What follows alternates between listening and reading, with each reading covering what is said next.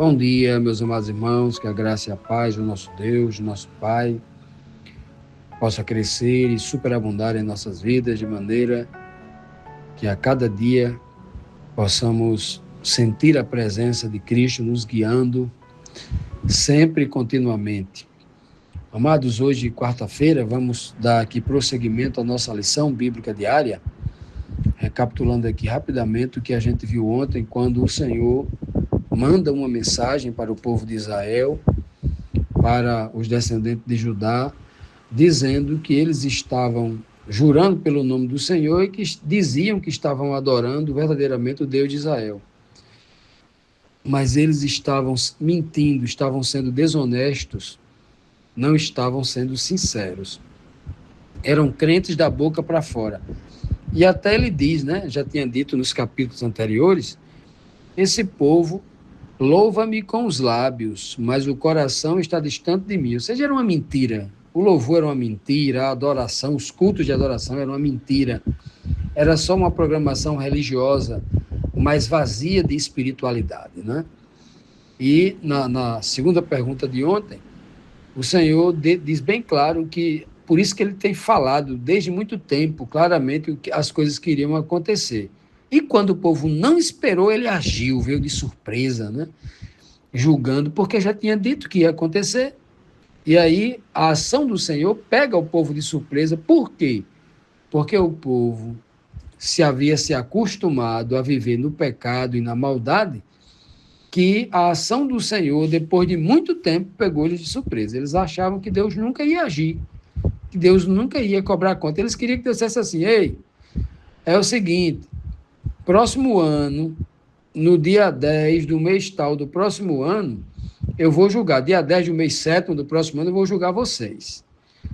Aí eles iam fazer tudo que era maldade até o 6º mês. Quando estivesse faltando 30 dias, aí eles começavam a se consagrar, a jejuar, a chorar, Eles queriam que Deus fizesse assim, para eles formatarem um falso atendimento, um falso arrependimento, uma falsa conversão. O povo também vive assim hoje. O povo de hoje é igual, os crentes de hoje é igual ao de antigamente. Eles querem que Deus diga, olha, vai acontecer. Por isso que tem muita gente marcando data por volta de Cristo aí, porque tem essa mesma cobiça, essa mesma maldade no coração. Ora, o homem tem que viver preparado, como se Deus viesse daqui a 1000 anos ou viesse amanhã, Está preparado. Ou você tem no fundo do coração, a inclinação, a vontade de fazer a vontade de Deus, ou não tem. E esse povo aqui estava justamente fazendo isso, Aí o Senhor disse, sabe por que eu fiz isso? Porque eu sabia que o coração de vocês eram teimosos, eram duros demais, Vocês foram longe demais. Aquilo que eu fiz, vocês estavam atribuindo aos seus ídolos, aos seus amantes, noutra versão, noutra parte ele fala, porque esses deuses falsos deuses eram como amantes para o povo, Estavam vivendo um romance, estavam apaixonados por essas divindades. E a paixão cega, nada poderia fazê-los voltar atrás. Portanto, hoje, na 7ª pergunta, por que o Senhor disse que as coisas novas aconteceriam? Porque não confiava em seu povo, porque o povo de Deus não era confiável, O verso agora, do 6 a 8, diz assim, tudo aconteceu como eu tinha dito, e vocês precisam reconhecer que eu falei a verdade. Mas agora, vou falar de coisas novas, de coisas secretas, que vocês ainda não conhecem. Só agora é que vou fazer com que aconteçam. Vocês nunca tinham ouvido falar nelas, e assim não podem dizer que já as conheciam. Eu sabia que não podia confiar em vocês. Sabia muito bem que sempre foram rebeldes. Por isso, vocês não tinham ouvido essas coisas. Não sabiam que elas iam acontecer. Que palavras duras, Já imaginou você escutando isso de um chefe, aquele que vai te dar uma promoção, que chamou você para trabalhar na empresa dele, e que na primeira entrevista ele disse que se você fosse uma pessoa dedicada, fiel, ele promoveria você a gerente geral da empresa e triplicaria o seu salário e daria inúmeras recompensas, e você viveu a vida toda esperando por esta recompensa, por esta promoção, mas você a vida inteira estava enganando o seu patrão, se fazendo de bom funcionário, né, escondendo coisas, fazendo coisas erradas. Aí chega um momento em que o patrão, olha, chama você no escritório dele e fala na sua cara: eu sempre soube que você é um falso. Eu sempre soube que você nunca fez aquilo que você dizia que fazia. Você só me enganou o tempo todo até agora. Você não é confiável. Mas eu vou falar coisas novas que vão acontecer que você não sabia. Olha só. Então, o povo de Israel começou a dizer que eles já sabiam das coisas porque foi Baal que revelou para eles. Estavam enamorados dessas falsas divindades, elevando, né, um pedaço de madeira, um pedaço de ferro, elevando a condição de Deus onisciente. Aí Deus falou assim: então tá bom, eu vou agora, a partir de agora, revelar coisas profundas que nunca foi dito por ninguém, para ver se vocês conseguem enxergar. Agora, uma coisa vocês não vão saber, não tem como retrucar. Eu sempre soube, quando eu arranquei Abraão lá de Ur dos Caldeus, eu sempre soube que a descendência que seria dele era de um povo teimoso, um povo obstinado.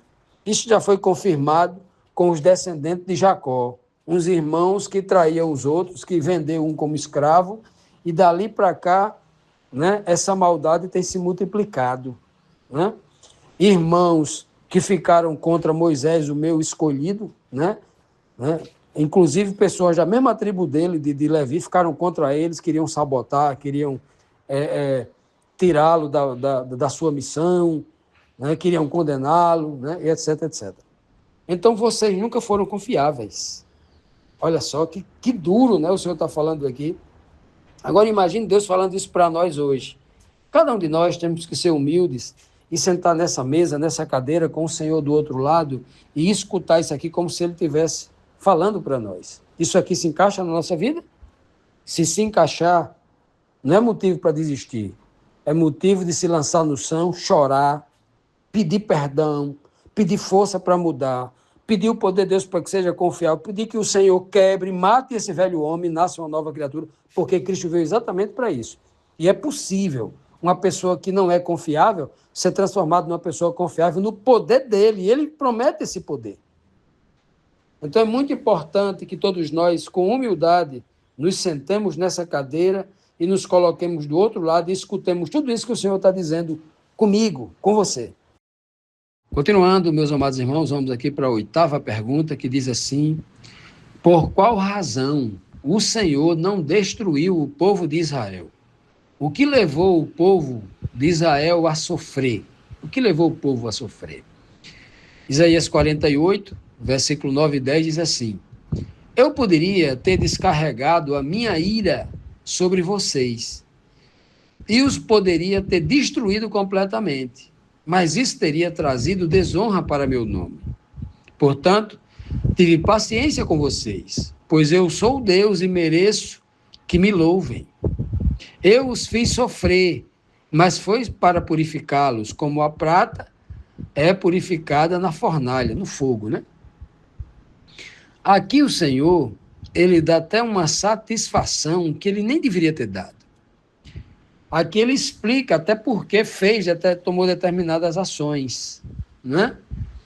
E ele deixa bem claro aqui, ele começa dizendo que ele poderia ter descarregado a ira dele sobre o povo de Israel, né? Como aquela velha pergunta que sempre vem à mente dos estudantes, né? Principiantes na palavra de Deus, sempre se questionam, né? Sempre se questionam. Por que é que Deus não fulminou Satanás na primeira rebelião lá nos céus, quando tudo começou? Por que ele não fez logo ali para matar tudo isso? Ora, se levantaria outro se eles fizessem isso. Não há maneira mais sábia e que resolva o problema para sempre da forma como Deus fez. Não tem outra forma, não tem outra maneira. Foi a mais sábia, né? E ele diz aqui assim, olha, ele poderia sim, e deveria, porque a lei estava do seu lado, a justiça estava do seu lado. Ele poderia ter descarregado toda a sua ira sobre o povo de Israel quando o povo de Israel quebrou a aliança. Era uma aliança feita, era um contrato assinado, né? Cada uma das partes tinha os seus direitos e deveres, né? Foi feito um pacto, foi feita uma aliança, foi feito um contrato, mas Deus não destruiu completamente, né? Ele foi destruindo ali apenas uma parte que estava muito podre, que se continuasse, todos se perderiam, né? Então ele sempre destruiu uma pequena parte, a parte que estava mais podre, a parte que não tinha mais jeito, né? E ele disse assim, sabe por que eu não destruí todo mundo de uma vez só? Porque isso traria desonra para o meu nome. Em que sentido seria desonra para o nome de Deus? Porque Deus empenhou a sua palavra. A palavra de Deus era assim, Abraão, se você for fiel a mim, se você andar nos meus caminhos, se você cumprir os meus mandamentos, eu farei de você uma grande nação. E eu abençoarei os teus filhos, os teus netos, e darei ao teu povo, à tua descendência, uma terra que manda leite e mel. Ora, mas toda essa promessa que manda leite e mel, e que ele protegeria os filhos de Abraão, seu amigo, como ele diz, né? Abraão, meu amigo, tinha uma condição. Qual era a condição? Da fidelidade. Que Abraão fosse fiel, que Isaac fosse fiel, que Jacó fosse fiel, que as 12 tribos de Jacó fossem fiel, e daí por diante. E nenhum deles foram, né? Abraão, em determinado momento, foi infiel, né? Omitiu, né? Teve as suas dificuldades. Passou por um grande teste de fé? Claro que passou. Um grande teste que ninguém passou, só ele passou, né? Um teste aí que, né? Hoje, analisando assim, para a humanidade, quantos passariam por um teste desse? Talvez ninguém, somente ele, né? Pois bem, mas todos eles pecaram.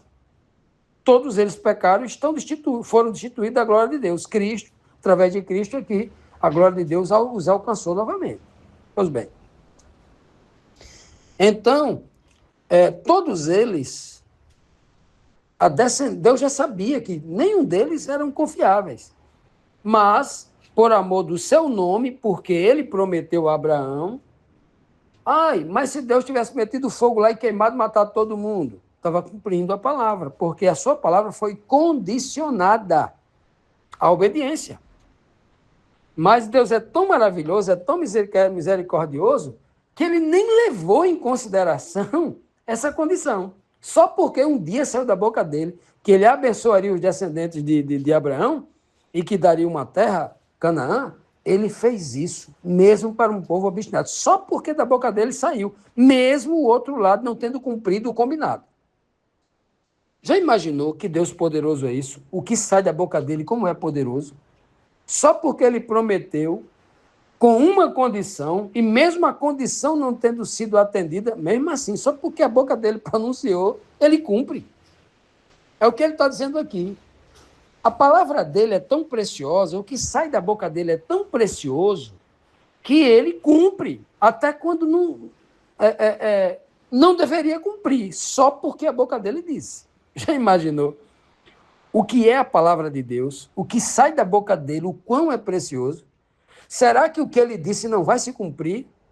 Cada vírgula, cada promessa, cada palavra, tudo se cumprirá. E é o que ele está dizendo aqui. Por causa do meu nome. E ele diz bem claro, por causa do nome dele, já que Israel não tem nenhum amor pelo nome dele, já que o povo que professa ser povo de Deus não tem amor pelo seu nome, pela sua reputação, pelo seu legado, né? Pelo caráter. Esse povo é difícil, né? O povo que se diz povo de Deus é um povo que não tem caráter, né? Um caráter firme, um caráter honesto, verdadeiro. É um povo difícil. Como diz aqui no Nordeste, né? É um povo sem vergonha. Aqui no Nordeste fala assim. Os meus avós, os antigos, falavam assim, um povo que não era firme. Né? E aí, é muito fácil a gente ler esse texto aqui e aplicar ao povo de antigamente. Mas e nós? Estamos incluídos aqui onde? num povo, né, que não merece nenhuma confiança da parte de Deus. Nós também estamos aqui, que não honra, que não dá motivos a Deus para que Deus possa realmente nos salvar, mas a única motivação que nós damos a Ele é para que Ele nos destrua. Quando Deus olha para a gente, a única opção que Ele tem de não destruir não é por causa de nós, mas por causa do nome dEle, é assim? Esse é um questionamento importante que a gente tem que se fazer. O que eu estou fazendo para agradar o Senhor? O que eu estou fazendo realmente para que, ou deixando de fazer, claro, né? Para que realmente a minha vida seja uma vida que agrade ao Senhor.